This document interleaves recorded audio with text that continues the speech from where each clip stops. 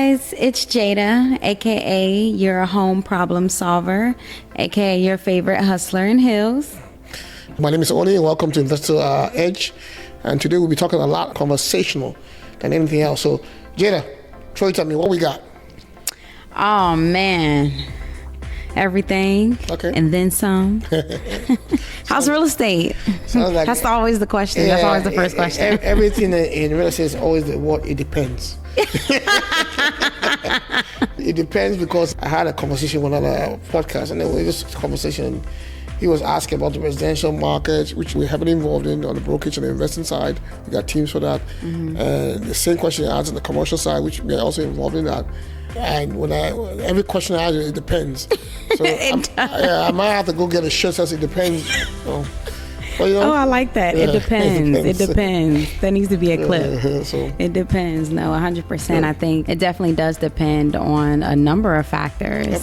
What are some of the factors that it depends on, and what is it that we're dependent on? That's the question. So if you look at on the residential investing side now, mm-hmm. the foreclosures have gone a little higher, mm-hmm. right? So you can tell that people don't have the money and the economy is tough, mm-hmm. and also the political climate is not very conducive. So people are rather hold their cash than to pay the mortgage. Right. And also reading something today in the news that almost, if I remember, 100,000. Is it over 100,000? I can remember. Mm-hmm. Lost their jobs. Mm. So that happened from a few companies. Yeah, it is. Actually. Even the big guys are laying off a lot. Yeah. So it depends. You look at it from an investor standpoint. On the retail, some people are losing jobs and going to foreclosure. Then guess what?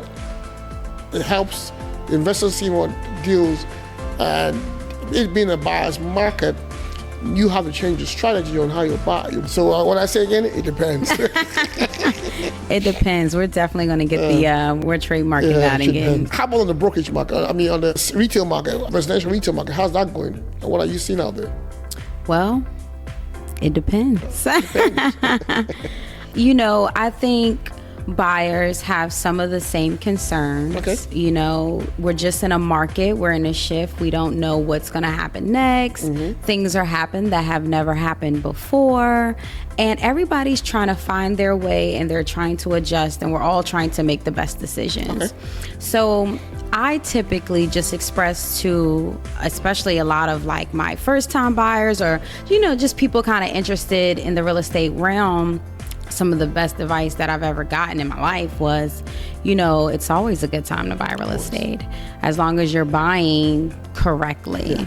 So as long as you buy it correctly and you buy with, how you see fit, because again, not everybody's risk tolerance, not everybody's income's the same. True. So we all have to take into accountability that we're all in different walks and journeys. True. And all of those things impact how you see real estate, yep. and how you do real estate. So like I said, I think just some of the best advice I've ever gotten was just like, hey, it's always a good time to buy as long as you buy correctly. We're always going to face uncertainty. Always. Real estate, for as long as I've known it to be, and the greats of the greats, they'll all tell you, it goes up and down. It's almost like a stock market. If you're dealing with, we have a war with Iran now.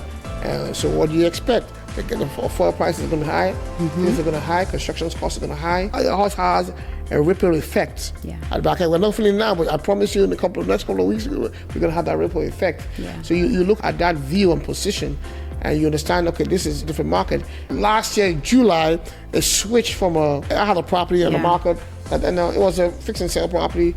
And I was thinking, we'll put it for $270, and you did that transaction. Put it for $270, and I can walk away with it. The funny thing, the market changed at that point in time. I think out of experience, just doing it for so long, I always tell people take 5 or 10% off the value, because now it's a buyer's market, it's not a seller's market. So I think we end up taking it taking 5% off the top was 5% of 270, 7% is on 20 grand. Let me get my calculator. We had to take it off for 20 grand. Yeah, and then 249. We had to adjust, for sure. And you had a lot of offers come in. Yeah. So you have to know when you're in that switch at that time, people are still stuck. Yeah. Because the thing is, they can still get that full value. Yeah. And then the market probably sits for 3, 4, 5 months. Yeah. And you have holding costs, you have investor, you have to pay the mortgage, you have, there's holding costs, and then it just gets small. Yeah. Then later you realize, I should have changed the price 3, 4 months ago. So you have to know when that market switches, just take 5% off the top. As an agent, as an investor, ARV, take that 5%. Now you have to reprice it to make financial sense. It works that way all across the board. And then you see probably seen the market for so long. So. Yeah. Real estate is definitely one of those things. You have to be good at pivoting. Yes. You may walk into a deal wanting to do X, Y, and Z. You get in that deal. Things happen in real estate all the time. Every day something's going on, and you have to be willing, able, and you have to be willing and able to pivot. Hey, I thought this was the best way, but it's not going this way. Let me go and do this, and that doesn't mean you're not being successful at it. Yeah. It means you're going through real estate. Like I said, it's not just something you do one time. It's a journey, So I really think that's important too. Like, it's just something that you have to keep moving forward. You cannot let it kind of just stay stagnant. It's almost like a bicycle you're riding. If you stop, you're gonna fall left or right? Yeah. So you just gotta keep going. You gotta keep going on it, and keep going. And sometimes you wait to the side and you adjust. Yeah. And it's constant change, and you have to love it as it changes. Because sometimes you change towards your advantage, and sometimes you change towards your disadvantage. But there's a lot of exits. Yeah. And when I say exit, you don't have to sell it. You gotta rent it out. Yeah. You can do a rooming house. You can turn it Airbnb. You can take a short-term, long-term, mid-term rentals. I mean, once you do understand all the exits, and that's a lot of people do. Some people just understand one exit, but once you understand the exits, you understand that you can't even get stuck with it. Yeah. And worst case, you're in trouble, short sell it. Don't let it go to foreclosure, short sell it. Yeah. And the exits are just so much. Yeah. And I think that's the beauty of having experts like ourselves, where we can educate you guys about the options that you have. Because in real estate, you do have a number of options. And that is something that is truly, truly, truly important in the work that we do, is the fact that, hey, we're not just trying to direct you to one way. Yeah. We want you to see the picture. We want you to know, hey, you have a couple of different scenarios in which we can take this, what works best for you. Yeah. And I just think that's something that a lot of people don't know, is I do have options. I just need to go find the help to, make these things happen. The right help. The right help. He is 100% correct. The correct help. Yeah. A lot of agents just know the one way, right? Yes. And if anything comes past, anything that doesn't fit into that box, they just don't see it work. I mean, they can't get past it. Yeah. The real life is you're not going to have the same, there's never the same transaction. Yeah, Never. 100%. There's no two transactions are the same. I don't never, thank you. Never, Every title company, every lawyer, every attorney, they'll say that. That's the beauty of it. It's constantly challenging your understanding and opinion. And you have to remain a student to the craft. I am still getting coached. I'm still a student to my craft. I'm still getting coached. Yeah. And the game is changing. The rules are changing. I mean, last year the game is constantly changing. And if you're not being coached or learning extra way, being some kind of mastermind group, you're going to be left behind, because even the transactions are changing all the time. Yeah. So there's a couple of things I just want to respond to what you said. As far as always staying a student of the game, it is definitely something that you have to constantly, and I mean constantly, grow and evolve and keep your mind open to the possibilities that could be there.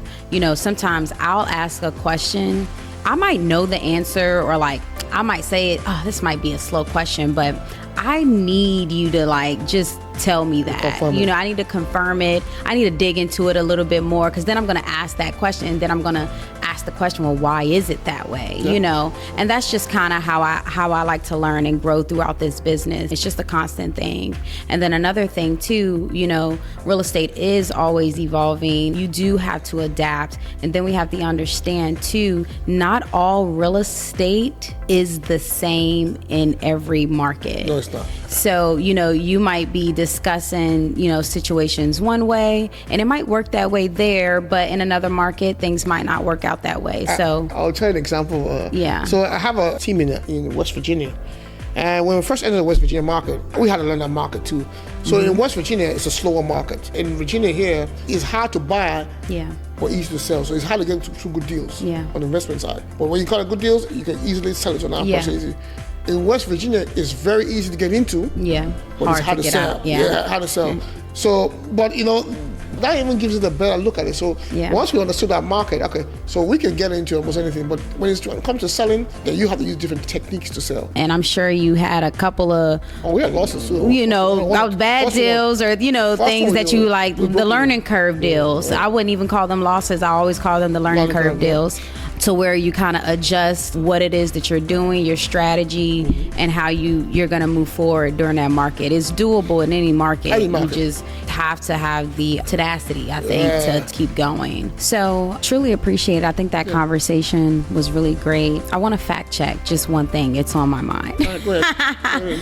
There was always a rule in place about the sellers paying both sides of the commission. It was not an actual new law. It was just highlighted more. It's one of those things where people are always doing the same thing the same way until somebody comes around and disrupts that. So that was something that has always kind of been around. It wasn't something that we necessarily had to adjust to. We just had to be more upfront about it. And I think a lot of sellers and buyers made more aware of it, so it was a conversation piece. So, but yes, I appreciate the conversation today. Honestly, it was gems.